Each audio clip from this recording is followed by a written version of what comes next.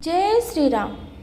जब रावण सीता जी को बहुत प्रकार से भय और प्रीति दिखलाकर जब वह दुष्ट हार गया, तब उन्हें यत्न करा के यानी सब व्यवस्था ठीक ठाक करा के अशोक वृक्ष के नीचे सीता माता को रख दिया। इधर श्री रघुनाथ जी ने छोटे भाई लक्ष्मण को आते देखकर ब्रह्मा रूप में बहुत चिंता की और कहा, हे भाई, तुमने जानकी जी को अकेला क्यों छोड़ दिया और मेरी आज्ञा का उल्लंघन कर यहाँ चले आए? राक्षसों के झुंड वन में फिरते रहते हैं। मेरे मन में ऐसा आता है कि सीता आश्रम में नहीं है। छोटे भाई लक्ष्मण ने श्री राम जी के चरण कमलों को पकड़कर हाथ जोड़कर कहा, हे नाथ, मेरा कुछ भी दोष नहीं है। लक्ष्मण जी सहित प्रभु श्री राम जी वहाँ गए जहाँ गोदावरी के तट पर उनका आश्रम था। आश्रम को जानकी जी से रहित देखकर श्री राम जी साधारण मनुष्य की भांति व्याकुल हो गए और दुखी हो गए। वे विलाप करने लगे, गुणों की खान जानकी, हाय रूप, शील, व्रत और नियमों के पवित्र सीते। लक्ष्मण ने बहुत प्रकार से समझाया। तब श्री राम जी लताओं और वृक्षों की पंक्तियों से पूछते हुए चले, हे पक्षियों, हे पशुओं, हे भौरों की पंक्तियों, तुमने कहीं मृग नैनी सीता को देखा है? खंजन, तोता, कबूतर, हिरन, मछली, भौरों का समूह, प्रवीण, कोयल सभी पक्षियों से विनती कर रहे थे और पूछ रहे थे कि कहीं मेरे सीता को देखा है? कुंदकली, अनार, बिजली, कमल, शरद का चंद्रमा और नागिनी, वरुण का पास, कामदेव का धनुष, हंस, गज और सिंह, ये सब आज अपनी प्रशंसा सुन रहे हैं। इनके मन में जरा भी शंका और संकोच नहीं है। हे जानकी, सुनो, तुम्हारे बिना ये सब आज ऐसे हर्षित हैं मानो राज पा गए हो। अर्थात तुम्हारे अंगों के सामने ये सब तुच्छ, अपमानित और लज्जित थे। आज तुम्हें ना देखकर ये अपने शोभा के अभिमान में फूल रहे हैं। तुमसे यह स्पर्धा कैसे सही जाती है? हे पीर, तुम शीघ्र ही प्रकट क्यों नहीं होती? इस प्रकार अनंत ब्रह्मांडों के अथवा महामयी स्वरूपा शक्ति श्री सीता जी के स्वामी श्री राम जी सीता जी को खोजते हुए विलाप करते हैं मानो कोई महाविरही और अत्यंत कामी पुरुष हो। श्री राम जी को इस तरह बिलख देखकर उसकी सब पीड़ा रह जाती है, यानी कि सभी लोग हो जाते हैं। तब धीरज धर कर गिद्ध ने यह वचन कहा, हे जन्म मृत्यु के भय का नाश करने वाले श्री राम जी, सुनिए। हे नाथ, रावण ने मेरी यह दशा की है, उसी दुष्ट ने जानकी जी को हर लिया है। हे गोसाई, वह उन्हें लेकर दक्षिण दिशा की ओर गया है। सीता जी कुर्ज की तरह अत्यंत विलाप कर रही थी। हे प्रभु, मैंने आपके दर्शनों के लिए ही प्राण रोक कर रखे थे। हे कृपा निधान, अब ये चलना ही चाहते हैं। श्री राम जी ने कहा, तब आप अपने शरीर को बनाए रखिए। तब उस गिद्ध ने मुस्कुराते हुए मुंह से यह बात कही कि मरते समय जिनका नाम मुख में आ जाने से महान पापी भी मुक्त हो जाता है, ऐसा वेद गाते हैं, वही यानी कि आप मेरे नेत्रों के विषय होकर सामने खड़े हैं। हे नाथ, अब मैं किस कामी यानी किस कामना के लिए इस देह को रखूं, इस शरीर को रखूं? नेत्रों में जल भरकर श्री रघुनाथ जी कहने लगे, अब आपने अपने श्रेष्ठ कर्मों से दुर्लभ गति पाई है। जिनके मन में दूसरे का हित बसता है यानी समाता रहता है, उनके लिए जगत में कुछ भी कोई भी गति दुर्लभ नहीं है। शरीर छोड़कर आप मेरे परम धाम में जाइए।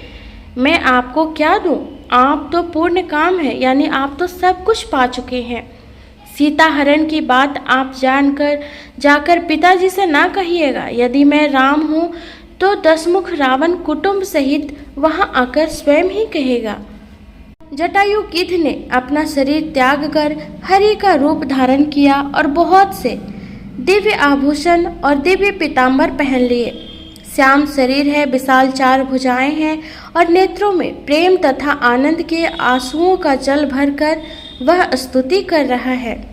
हे राम जी, आपकी जय हो। आपका रूप अनुपम है। आप निर्गुण हैं, सगुण है और सत्य ही गुणों के प्रेरक है। राम जी को मैं नित्य नमस्कार करता हूँ। इस प्रकार अखंड भक्ति का वर मांगकर गिरिधराज जटायु श्रीहरि के परम धाम को चला गया। श्री रामचंद्र जी ने उसकी दाह संस्कार की सारी क्रियाएं की अथवा अपना हाथों से उसका दाह कर्म करके गिरिधराज को अपना धाम भेजे। श्री रघुनाथ जी अत्यंत कोमल चित्त वाले, दीन दयालु और बिना ही कारण कृपालु हैं। पक्षियों में भी गिद्ध अधम पक्षी और मांसाहारी था, उसको भी वह दुर्लभ गति दी जिसे योगी जन मांगते रहते हैं। शिव जी कहते हैं पार्वती से कि सुनो, वे लोग अभागे हैं जो भगवान को छोड़कर विषयों से अनुराग करते हैं। फिर दोनों भाई सीता जी को खोजते हुए आगे चले। वे वन की सघनता यानी वन इतना घना था कि उसको देखते देखते वो लोग आगे की ओर चले। सारा वन लताओं और वृक्षों से भरा है, उसमें बहुत सारे पक्षी, मृग, हाथी और सिंह रहते हैं। श्री राम जी रास्ते में आते हुए कबंध राक्षस को मार डाला। उसने अपने श्राप की सारी बात कही। वह बोला, दुर्वासा जी ने मुझे श्राप दिया था। कौन बोला? कबंध राक्षस बोला कि दुर्वासा जी मुझे श्राप दिया था। अब प्रभु के चरणों को देखने से वह पाप मिट गया। श्री राम जी ने कहा, हे गंधर्व सुनो, मैं तुम्हें कहता हूँ, ब्राह्मण कुल से द्रोह करने वाला मुझे नहीं सुहाता। मन, वचन और कर्म से कपट छोड़कर देव ब्राह्मणों की सेवा करता है। मुझ समेत ब्रह्मा, शिव आदि सभी देवी देवताओं उसके बस में हो जाते हैं। श्राप देता हुआ, मारता हुआ और कठोर वचन कहता हुआ भी ब्राह्मण पूजनीय है, ऐसा संत कहते हैं। शील और गुण से हीन भी ब्राह्मण पूजनीय है और गुण गानों से युक्त और ज्ञान में निपुण भी शूद्र यानी छोट जाति का आदमी भी पूजनीय नहीं है। श्री राम जी ने अपना धर्म भागवत धर्म कहकर उसे समझाया। अपने चरणों में प्रेम देखकर वह उनके मन को भाया। तदंतर श्री रघुनाथ जी के चरण कमलों में सिर झुकाकर वह अपनी गति यानी गंधर्व का स्वरूप पाकर आकाश में चला गया। तब श्री राम जी उसे गति देकर सबरी जी के आश्रम में पधारे। सबरी जी ने श्री रामचंद्र जी को घर में आए देखा तब मुनि मतंग जी के वचनों को याद करके उनका मन प्रसन्न हो गया। कमल सदृश नेत्र और विशाल भुजा वाले, सिर पर जटाओं का मुकुट और हृदय पर बनमाला धारण किए हुए सुंदर सांवले और गोरे दोनों भाइयों के चरणों में सबरी जी लिपट पड़ी। वे प्रेम में मग्न हो गई, मुख से वचन नहीं निकलता, बार बार चरण कमलों में सिर नवा रही है। फिर उन्होंने जल लेकर आदर पूर्वक दोनों भाइयों के चरण धोए और फिर उन्हें सुंदर आसनों पर बैठाया। उन्होंने अत्यंत रसीले और स्वादिष्ट कंदमूल और फल खाकर श्री रामचंद्र जी को दिए। प्रभु ने बार बार प्रशंसा करके उन्हें प्रेम सहित खाया। फिर वे हाथ जोड़कर आगे खड़ी हो गई। प्रभु को देखकर उनका प्रेम अत्यंत और बढ़ गया। उन्होंने कहा, मैं किस प्रकार आपकी स्तुति करूं? मैं नीच जाति की और अत्यंत मंदबुद्धि हूँ। अधम से भी अधम है, स्त्रियां उनमें भी अत्यंत अधम है और उनमें भी हे पापनाशन मैं मंदबुद्धि हूँ। श्री रघुनाथ जी ने कहा, हे भामिनी मेरी बात सुन, मैं तो केवल एक भक्ति ही का संबंध मानता हूँ। जाति पाति, कुल, कर्म, धर्म, बड़ाई, धन, बल, कुटुंब, गुण और चतुरता, इन सब के होने पर भी भक्ति से रहित मनुष्य कैसा लगता है, जैसे जलहीन बादल दिखाई पड़ता है। मैं तुझसे अब अपनी नवधा भक्ति कहता हूँ, तू सावधान होकर सुन और मन में धारण कर ले।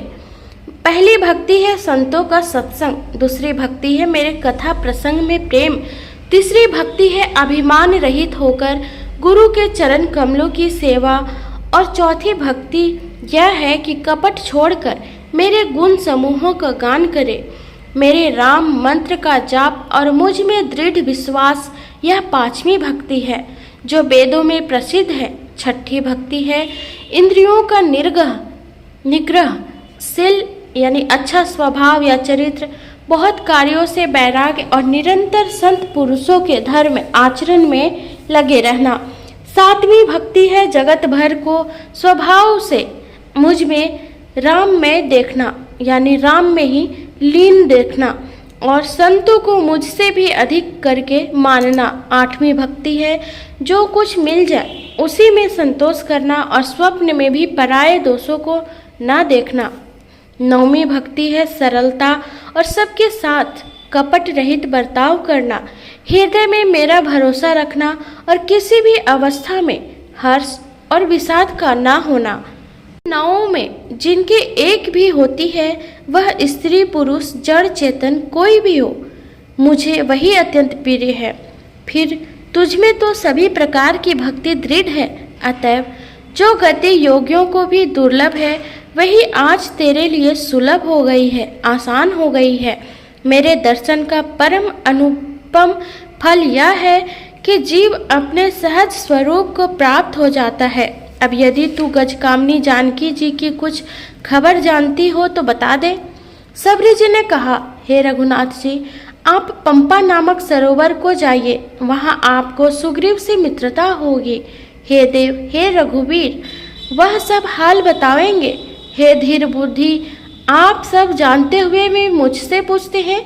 बार बार प्रभु के चरणों में सिर झुकाकर, सिर नवाकर प्रेम सहित उसने सब कथा सुनाई। सब कथा कहकर भगवान के मुख के दर्शन कर हृदय में उनके चरण कमलों को धारण कर लिया और योगिनी से देह को त्याग कर यानी जलाकर वह उस दुर्लभ हरि पद में लीन हो गई, जहाँ से लौटना नहीं होता। तुलसीदास जी कहते हैं कि अनेकों प्रकार के कर्म, अधर्म और बहुत से मत, ये सब शोकप्रद है। हे मनुष्यों, इनका त्याग कर दो और विश्वास करके श्री राम जी के चरणों में प्रेम करो। जो नीच जाति की और पापों की जन्मभूमि थी, ऐसी स्त्री को भी जिन्होंने मुक्त कर दिया। अरे महादुर्बुद्धि मन, तू ऐसे प्रभु को भूलकर सुख चाहता है। श्री रामचंद्र जी ने उस वन को भी छोड़ दिया और वे आगे चले। दोनों भाई अतुलनीय बलवान और मनुष्यों में सिंह के समान है। प्रभु विरह की तरह विषाद करते हुए अनेकों कथाएं और संवाद कहते हैं। हे लक्ष्मण, जरा वन की शोभा तो देख, इसे देखकर किसका मन क्षुब्ध नहीं होगा। पक्षी और पशुओं के समूह सभी स्त्री सहित हैं, मानो वो मेरी निंदा कर रहे हैं। हमें देखकर हिरणों के झुंड भागने लगते हैं। तब हिरनियां उनसे कहती है, तुमको भय नहीं है, तुम तो साधारण हिरणों से पैदा हुए हो, अतः तुम आनंद करो, ये तो सोने का हिरण खोजने आए हैं। शिव जी कहते हैं, हे पार्वती, श्री रामचंद्र जी गुणातीत यानी तीनों गुणों से परे चराचर जगत के स्वामी और सबके अंतर की जानने वाले हैं। उन्होंने कामी लोगों की दीनता यानी बेबसी दिखलाई है और विवेकी पुरुषों के मन में वैराग्य की दृढ़ किया है। क्रोध, काम, लोभ और माया ये सभी श्री रामचंद्र की दया से छूट जाते हैं। वह नष्ट नटराज भगवान जिस पर प्रसन्न होता है, वह मनुष्य इंद्रजाल यानी माया में नहीं भूलता। हे उमा, मैं तुम्हें अपना अनुभव कहता हूँ, हरि का भजन ही सत्य है। यह सारा जगत तो स्वप्न की भांति झूठा है। फिर प्रभु श्री राम जी पंपा नामक सुंदर और गहरे सरोवर के तीर पर पहुंच गए। उसका जल संतों के हृदय जैसा निर्मल है। मन को हरने वाले सुंदर 4 घाट बंधे हुए हैं। तरह तरह के पशु जहाँ तहाँ जल पी रहे हैं, मानो उदार दानी पुरुषों के घर याचकों की भीड़ लगी हो। कमल के पत्तों की आड़ में जल का जल्दी पत्ता नहीं मिलता। जैसे माया से ढके रहने के कारण निर्गुण ब्रह्मा नहीं दिखता, उस सरोवर के अत्यंत अथाह जल में सब मछलियां एक समान सुखी रहती है। ऐसे धर्मशील पुरुषों के सब दिन सुख पूर्वक बीतते हैं। उसमें रंग बिरंगे कमल फूल खिले हुए हैं। बहुत सारे भौरे मधुर स्वर से गुंजार कर रहे हैं। जल के मुर्गे और राजहंस बोल रहे हैं, मानो प्रभु को देखकर उनकी प्रशंसा कर रहे हो। फलों के बोझ से झुककर सारे वृक्ष पृथ्वी के पास आ लगे हैं। जैसे परोपकारी पुरुष बड़ी संपत्ति पाकर विनय से झुक जाते हैं। श्री राम जी अत्यंत सुंदर तालाब देखकर स्नान किया और परम सुख पाया। एक सुंदर उत्तम वृक्ष की छाया देखकर श्री रघुनाथ जी छोटे भाई लक्ष्मण जी सहित बैठ गए। फिर वहां सभी देवी देवताओं और मुनि आए और स्तुति करके अपने अपने धाम को चले गए। कृपालु श्री राम जी परम प्रसन्न बैठे हुए छोटे भाई लक्ष्मण जी से सारी रसीली कथाएं कह रहे हैं। भगवान को विरह युक्त देखकर यानी प्रसन्न देखकर नारद जी के मन में विशेष रूप से सोच हुआ। उन्हें विचार किया कि मेरे ही शाप को स्वीकार करके श्री राम जी नाना प्रकार के दुखों का भार सह रहे हैं यानी उठा रहे हैं। ये बहुत पहले की वीडियो में मैंने बताए हैं कि श्री राम जी को नारद जी के श्राप के कारण ही सीता जी से विरह होना पड़ रहा है। तब नारद जी प्रभु को देखकर लगता है कि उन्हें जाकर देख लूं, फिर ऐसा अवसर न आवेगा। यह विचार कर नारद जी हाथ में बीना लिए हुए वहां गए जहां प्रभु सुख पूर्वक बैठे हुए थे। वे कोमल वाणी से प्रेम के साथ बहुत प्रकार से बखान बखान कर रामचरित का गान करते हुए चले आ रहे थे। दंडवत करके देखकर श्री रामचंद्र जी ने नारद जी को उठा लिया और बहुत देर तक हृदय से लगाए रखा। फिर कुशल पूछकर पास में बैठ गए। लक्ष्मण जी आदर के साथ उनके चरण धोए, बहुत प्रकार से विनती करके और प्रभु को मन में प्रसन्न जानकर तब नारद जी कमल के समान हाथों को जोड़कर वचन बोले, हे श्री रघुनाथ जी सुनिए, आप सुंदर अगम और सुगम करके देने वाले हैं। हे स्वामी, मैं एक वर मांगता हूँ, मुझे वह दीजिए। यदि आप अंतर्यामी होने के नाते सब जानते ही हैं। श्री राम जी ने कहा, हे मुनि, तुम मेरा स्वभाव जानते ही हो। क्या मैं अपने भक्तों से कभी कुछ छिपाया करता हूँ? मुझे ऐसी कौन सी वस्तु प्रिय लगती है जिसे हे मुनि श्रेष्ठ तुम नहीं मांग सकते। मुझे भक्त के लिए कुछ भी अदेय नहीं है, यानी जो भक्त मुझसे मांगे और मैं नहीं दूं, ऐसा हो नहीं सकता। ऐसा विश्वास भूल कर भी मत छोड़ो। तब नारद जी खुश होकर बोले, मैं ऐसा वर मांगता हूँ, यह दृष्टा से करता हूँ। प्रभु के अनेकों नाम हैं और वेद कहते हैं कि वे सब एक से एक बढ़कर हैं। तो भी हे नाथ, राम नाम सब नामों से बढ़कर हो और पाप रूपी पक्षियों के समूह के लिए यह बधिक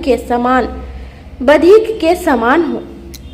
आपकी भक्ति पूर्णिमा की रात्रि है, उसमें राम नाम यही पूर्ण चंद्रमा होकर और अन्य सब नाम तारागण होकर भक्तों के हृदय रूपी निर्मल आकाश में निवास करे। तब श्री रघुनाथ जी ने मुनि से एवं अस्तु यानी ऐसा ही हो कहा। तब नारद जी ने मन में अत्यंत प्रसन्न होकर प्रभु के चरणों में मस्तक नवाया।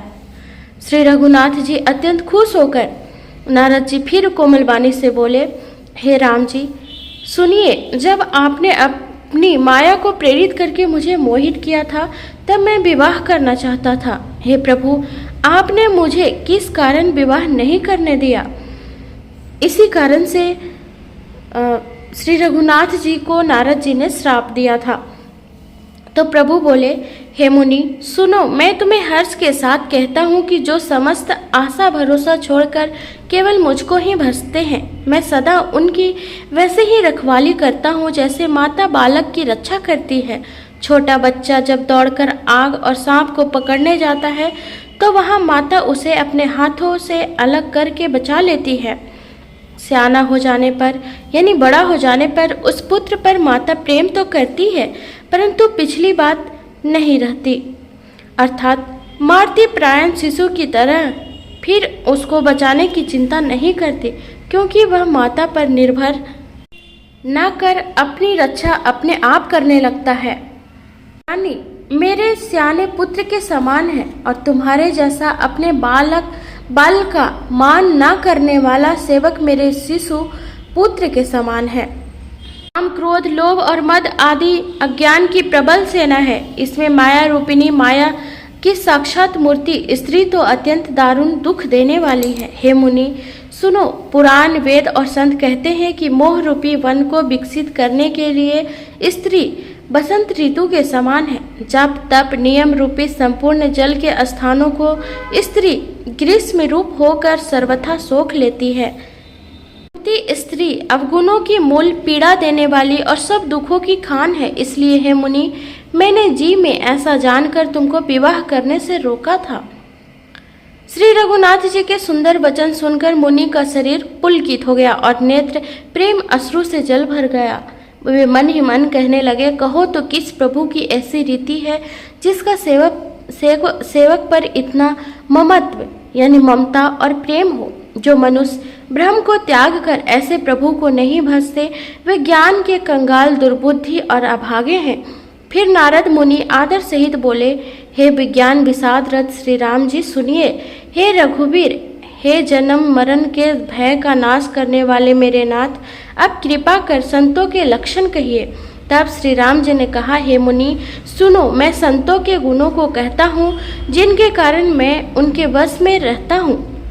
वे संत काम, क्रोध, लोभ, मोह और मत्सर, मद, इन 6 विकारों यानी 6 दोषों को जीते हुए पाप रहित, काम रहित, कामना रहित, निश्चल यानी स्थिर बुद्धि, सर्वत्यागी, बाहर भीतर से पवित्र, सुख के धाम, असीम ज्ञानवान, इच्छा रहित, मिताहारी, सत्यनिष्ठा, कवि, विद्वान, योगी, सावधान, दूसरों को मान देने वाले, अभिमान रहित, धैर्यवान, धर्म के ज्ञान और आचरण में अत्यंत निपुण, गुणों के घर, संसार के दुखों से रहित और संदेहों से सर्वथा छूटे हुए होते हैं।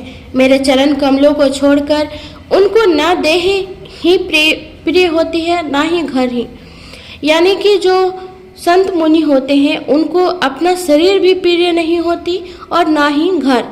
कानों से अपने गुण सुनने में सकुचाते हैं, दूसरों के गुण सुनने से विशेष मन प्रसन्न होता है, सम और शीतल है, न्याय का कभी त्याग नहीं करते, सरल स्वभाव होते हैं और सभी से प्रेम रखते हैं। वे जब तप, व्रत, दम, संयम और नियम में रहते हैं और गुरु गोविंद तथा ब्राह्मणों के चरणों में प्रेम रखते हैं।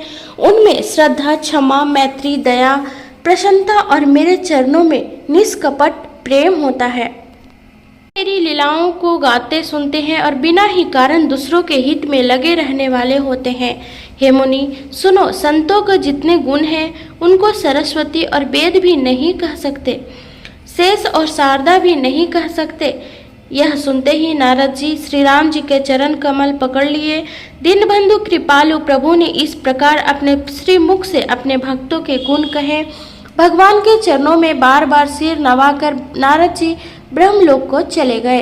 तुलसीदास जी कहते हैं कि वे पुरुष धन्य हैं जो सब आशा छोड़कर केवल श्री हरि के रंग में रंग गए हैं। जो लोग रावण के शत्रु श्री राम जी का पवित्र यश गाएंगे और सुनेंगे वे वैराग्य, जप और योग के बिना ही श्री राम जी की दृढ़ भक्ति पाएंगे। युवती स्त्रियों का शरीर दीपक की लौ के समान है। हे मन, तो उसका पतिंगा न बन, काम और मद को छोड़कर श्री रामचंद्र जी का भजन कर और सदा सत्संग कर। श्री राम रघुनाथ जी फिर आगे चले।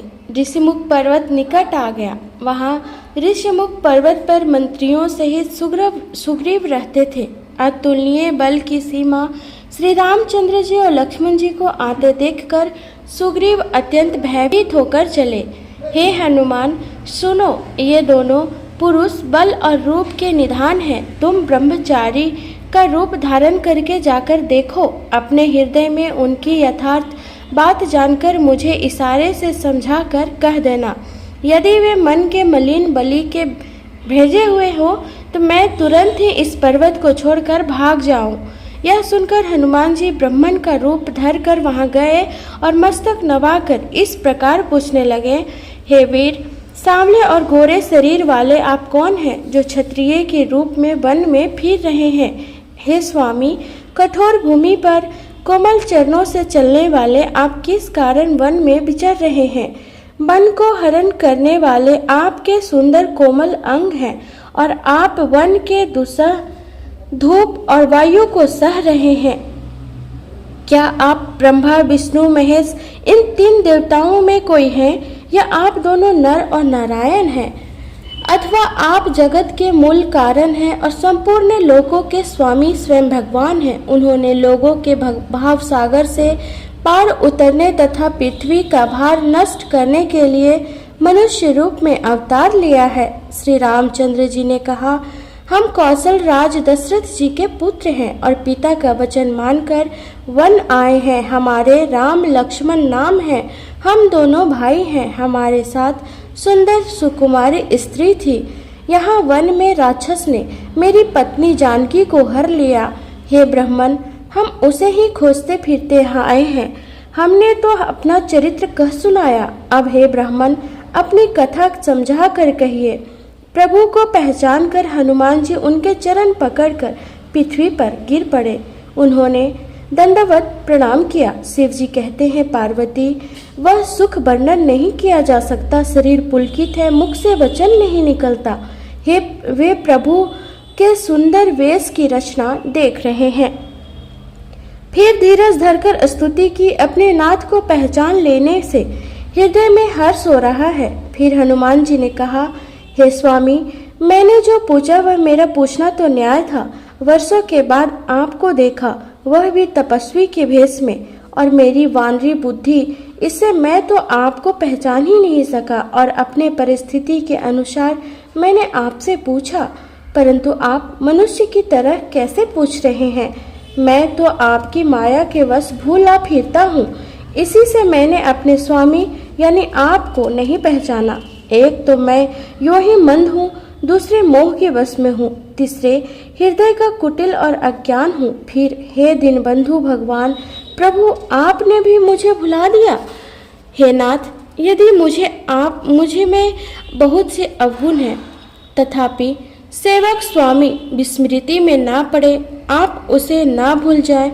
हे नाथ, जीव आपकी माया से मोहित है, वह आप ही की कृपा से निस्तार पा सकता है उस पर। हे रघुवीर, मैं आपकी शपथ करके कहता हूँ कि मैं भजन साधना कुछ नहीं जानता। सेवक स्वामी के पुत्र माता के भरोसे से चिंतित रहता है। प्रभु को सेवक कर पालन पोषण करते ही बनता है और करना ही पड़ता है। ऐसा कहकर हनुमान जी अकुला कर प्रभु के चरणों पर गिर पड़े। उन्होंने अपना असली शरीर प्रकट किया। उनके हृदय में प्रेम छा गया। तब प्रभु श्री रघुनाथ जी ने उन्हें उठाकर हृदय से लगा लिया और अपने नेत्रों के जल से सींचकर शीतल किया। फिर कहा, हे कपि, सुनो, मन में ग्लानि मत मानना, मन छोटा न करना। तुम मुझे लक्ष्मण से भी दुगने प्यारे हो। सब कोई मुझे समदर्शी कहते हैं। मेरे लिए कोई न पीरे है न अपीरे, पर मुझको सेवक पीरे है, क्योंकि वह अनन्नगित होता है, यानी मुझे छोड़कर उसको कोई दूसरा सहारा नहीं होता। अरे हे हनुमान, अनन्य वही है जिसकी ऐसी बुद्धि कभी नहीं टलती कि मैं सेवक हूँ और यह जड़ चेतन यानी चराचर जगत मेरे स्वामी भगवान का रूप है। स्वामी को अनुकूल यानी प्रसन्न देखकर पवन कुमार हनुमान जी के हृदय में हर्ष छा गया और उनके सब दुख जाते रहे। उन्होंने कहा, हे नाथ, इस पर्वत पर वानर राज सुग्रीव रहता है, वह आपका दास है। हे नाथ, उससे मेरी मित्रता करवाइए और उसे दिन जानकर निर्भय कर दीजिए। वह सीता जी की खोज कराएंगे और जहाँ तहाँ करोड़ों वानरों को भेजेंगे। इस प्रकार सब बातें समझाकर हनुमान जी ने श्री राम लक्ष्मण दोनों जनों को पीठ पर चढ़ा लिया। जब सुग्रीव श्री रामचंद्र जी को देखा तो अपने जन्म को अत्यंत धन्य समझा। सुग्रीव चरणों में मस्तक नवाकर आदर सहित मिले। श्री रघुनाथ जी भी छोटे भाई समेत उनसे गले लगकर मिले। सुग्रीव मन में इस प्रकार सोच रहे हैं कि हे विधाता, क्या ये मुझसे प्रीति करेंगे?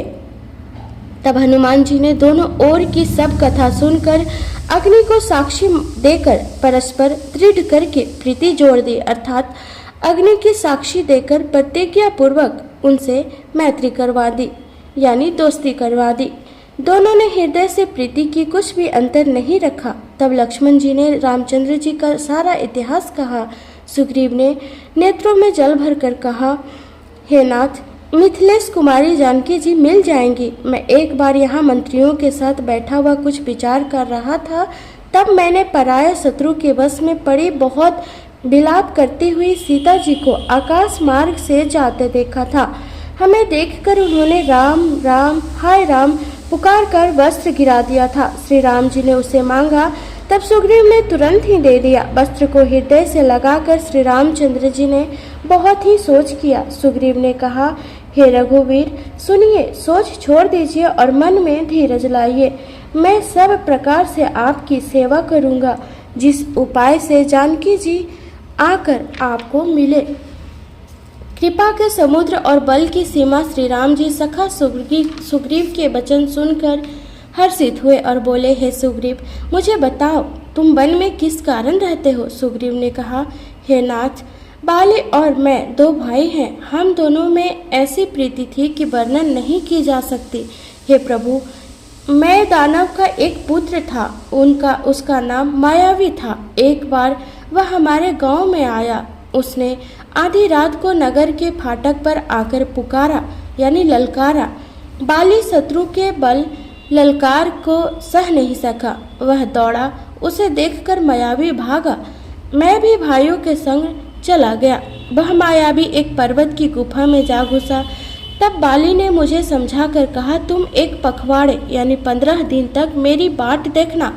यदि मैं उतने दिनों में ना आऊं तो जान लेना कि मैं मारा गया।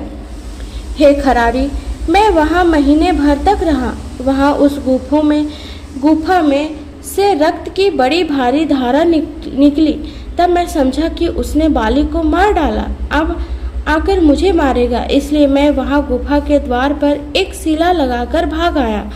मंत्रियों ने नगर को बिना स्वामी यानी बिना राजा का देखा तो मुझको जबरदस्ती राज्य दे दिया। बाली उसे मारकर घर आ गया।